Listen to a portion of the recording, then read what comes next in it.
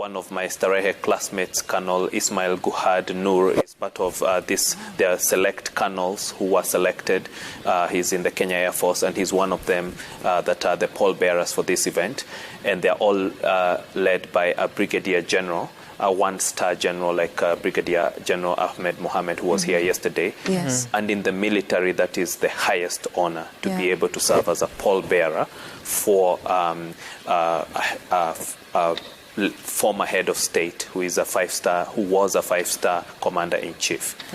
And they pick them from various disciplines, right? They pick them from all the disciplines. The Army, the Air Force. Very meritorious, so you can tell their disciplines just like by looking at them. The ones in red are Kenya Army, the ones in white are Kenya Navy, and the ones in blue are Kenya Air Force.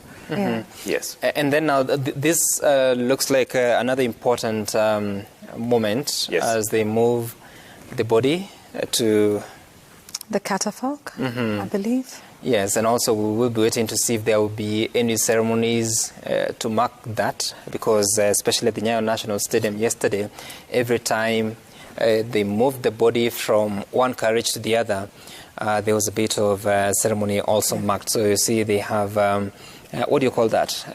But this isn't the catafalque. I believe they will wheel the body now here, and you see it's on the red carpet. Right. And perhaps so there's a carriage that is a miniature of the horse-drawn carriage. Right. And it was used yesterday. Yeah. And that is specially suited for hand drawing. But now there's another one here that usually you would find at churches, especially during a funeral service or funeral mass.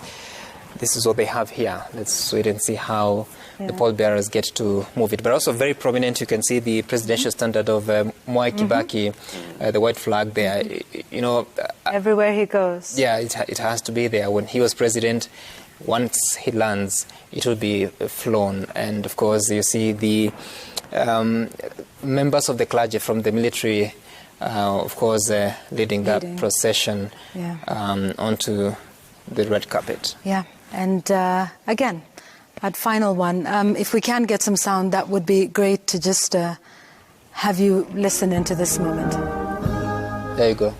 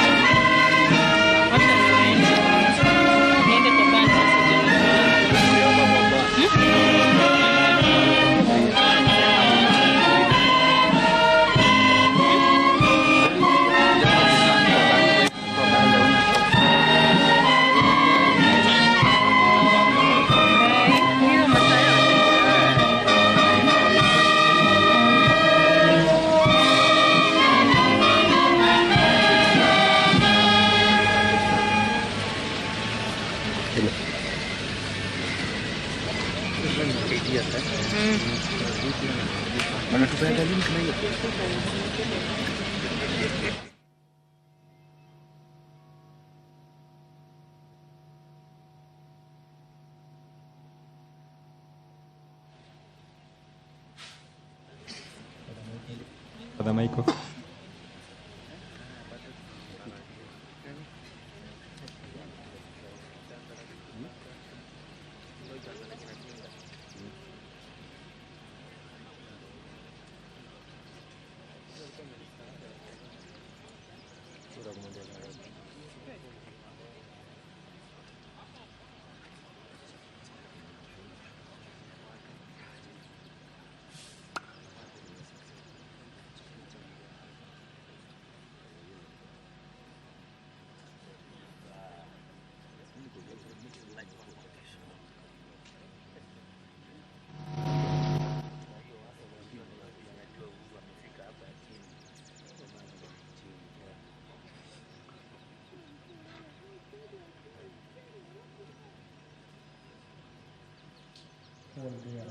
Paul bearers wanaweka sawia mwili wa rais wetu wa tatu Mheshimiwa Mwai Kibaki ili kuweza kuwa tayari kwa ibada ya misa.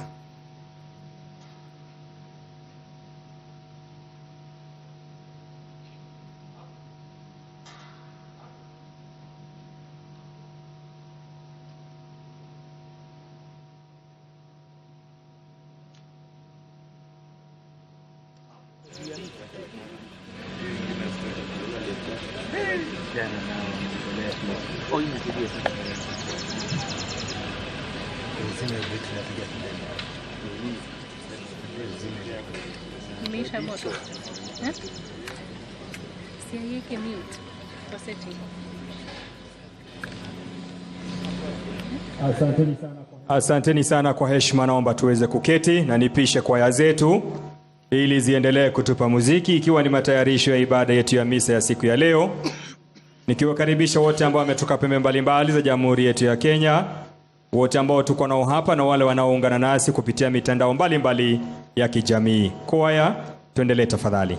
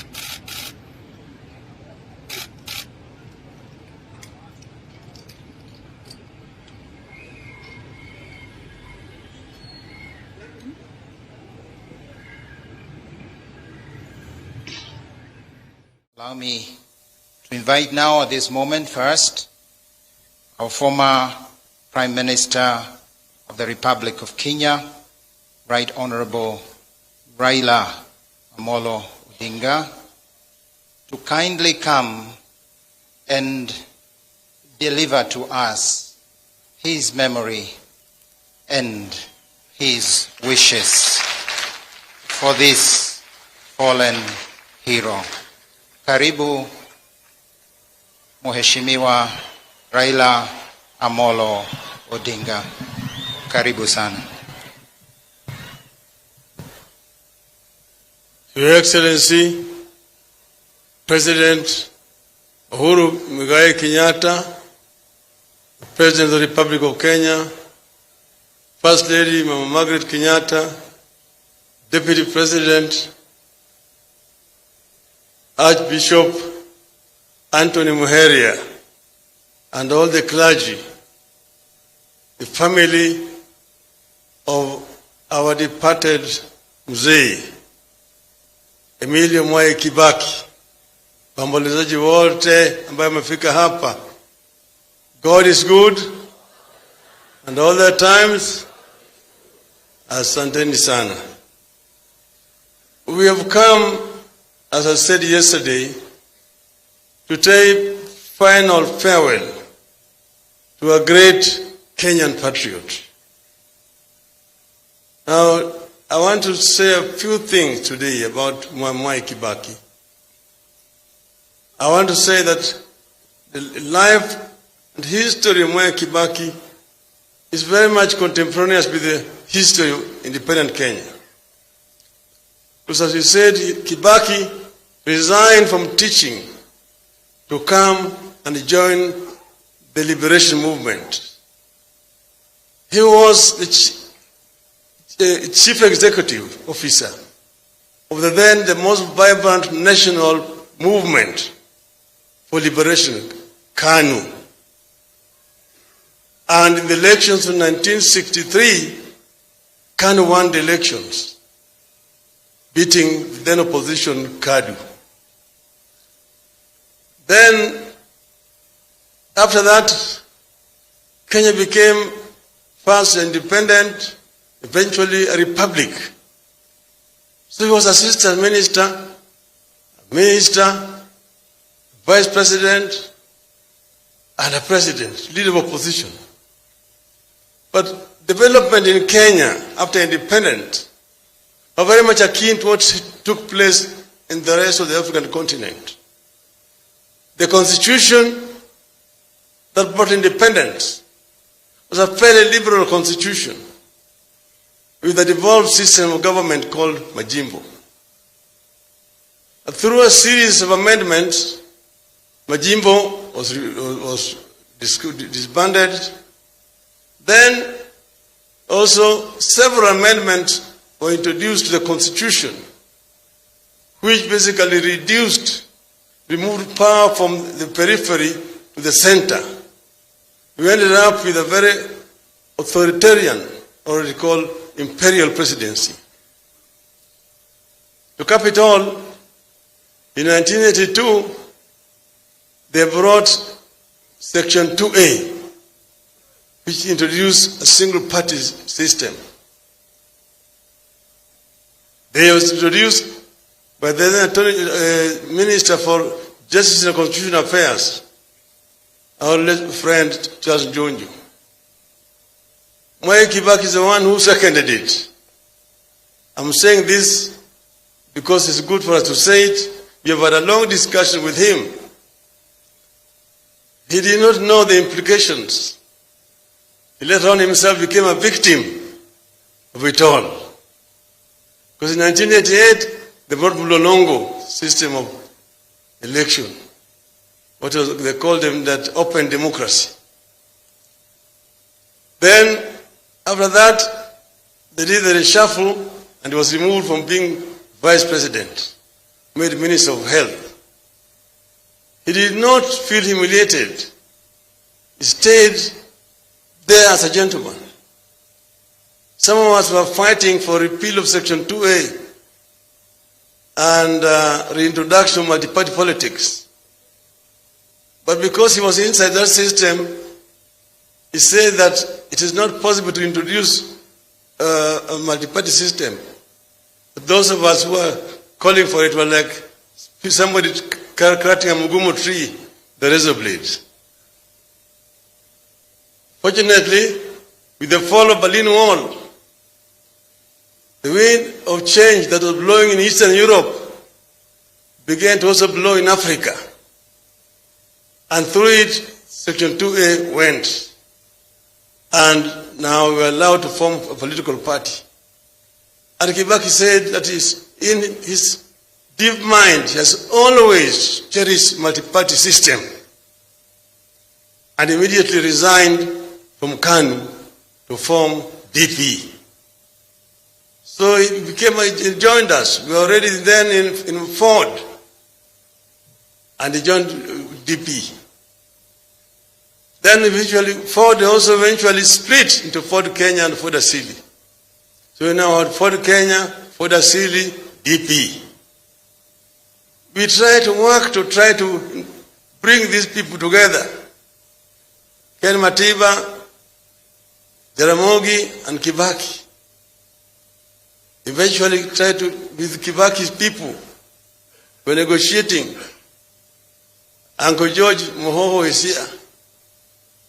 And the late John Keane, Gegi Muigai.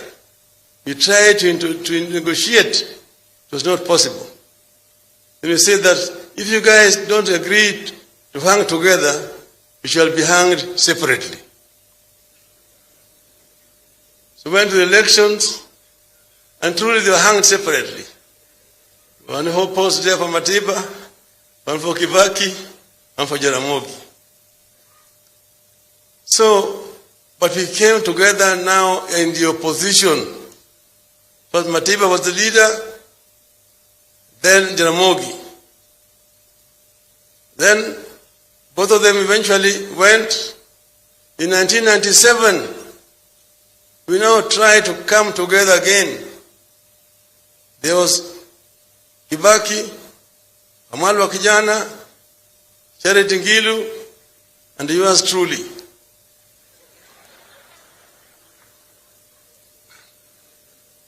To try to come together. The late Mr. Leakey and Paul Mwite tried to mediate to bring us together. It did not work. Then again, we were hung separately. One for Kibaki, Raila, Amalwa, and Charity. So we stayed together like that. Come 2002, we were coming together again. We were separate. And then we came together to try to talk. And I was emphasizing that this time around, please, let us agree to have one candidate. And the negotiation took too long. The crowd was already in Uhuru Park. It was packed. They are saying, let us go and tell the crowd that, we will come back in 2 weeks' time. Now we have united. Come back in 2 weeks' time and tell them who is our candidate. I realized that we saw it in 92, we saw it again in 97, it's not going to work again. So this time around I decided to take the debate to the Wananchi. Then I asked them, because I was the last person to speak, I asked them, si Mzee Kibaki tosha?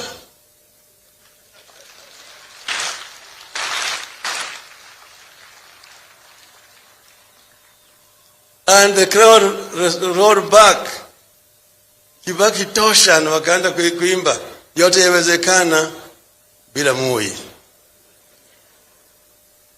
That is the NAC revolution. The rest is no details. But I was saying this because I saw where we were, and we had a long discussion with Mwai Kibaki. In my view, Mwai Kibaki had the knowledge, the experience that we needed in that period of transition.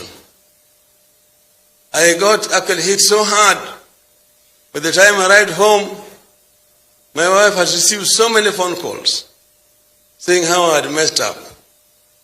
But I said there's no going back. We'll move forward together with Mwai Kibaki. So I'm here with my wife Aida there, and my elder brother Dr. Uburu. They've come here as the family of Jaramogi. Now we sat down and signed an MOU. That is what we are going to do after we form government. This famous or infamous MOU.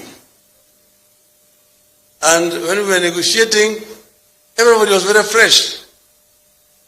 Kibaki is the one who suggested we need only 3 months. We will have passed that new constitution. Unfortunately, when we left, we started the campaign. And we went for campaign in Kitui. We ran around and we slept in the residence of Mr. Musila, former PC. When we went for rallies in Kitui down, came back to Kitui town, we were rushing back now to Nairobi. My car was leading. But then they told me Kibaki was in a rush for another appointment in Nairobi. So I let them pass. So we were following. Then we come toward the junction there, Machakos Junction, and the accident. So from there, we put them in a car, Musila's car, and we were following, coming to Nairobi. We were found in Nairobi Hospital. We arrived at Nairobi Hospital, and the crowd is there. He's taken inside and for treatment, emergency. The crowd was so anxious, what's happening? So I came out and I told them, look, our captain is injured, but the match will continue and we shall win this match.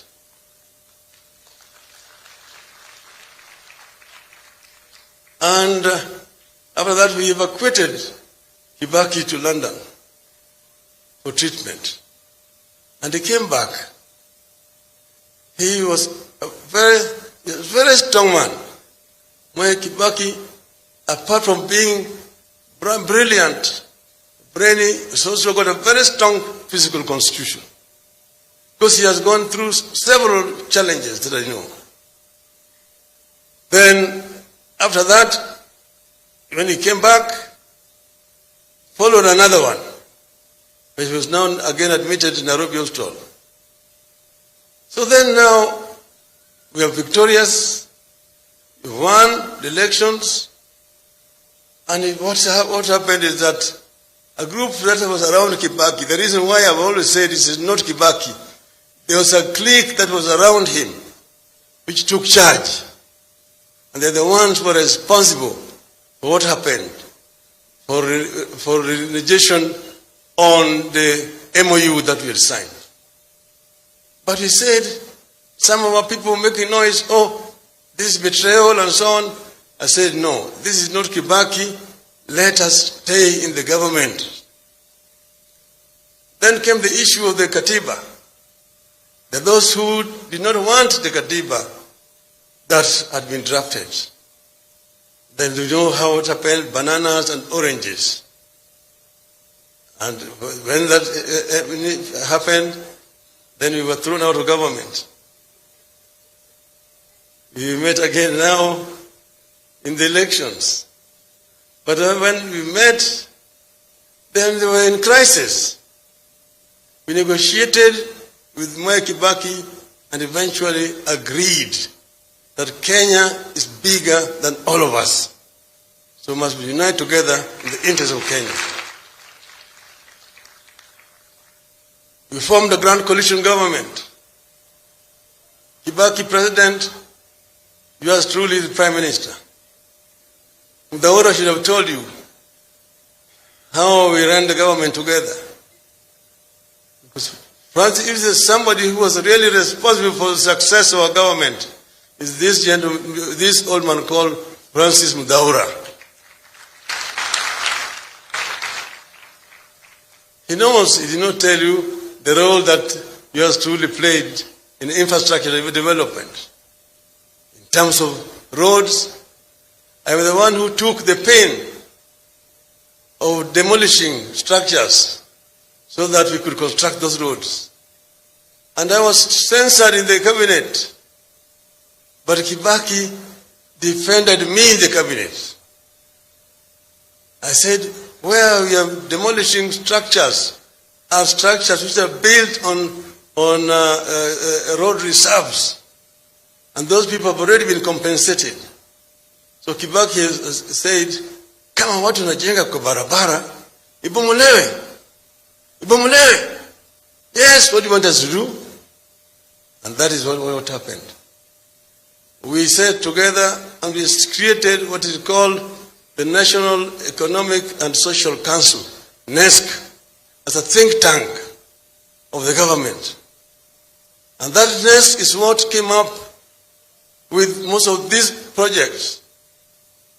There's LabSet, SGR, the Konza, ICT City, special economic zones. All these came about as a result of the discussions in the think tank. What I want to say is that MWAI KIBAKI is somebody with a clear foresight and is ready to negotiate and also to take in new ideas. And through that, he managed to open the government and get new progressive ideas about development. So here, we've come today to say goodbye to MWAI KIBAKI. He was transformative. He came up with progressive ideas and he was able to bring all of us together and create a team that was ready to work for Kenya and say that Kenya first, everybody else is second. And therefore, we are paying a tribute to a great Kenyan leader. Fare thee well, MWAI KIBAKI.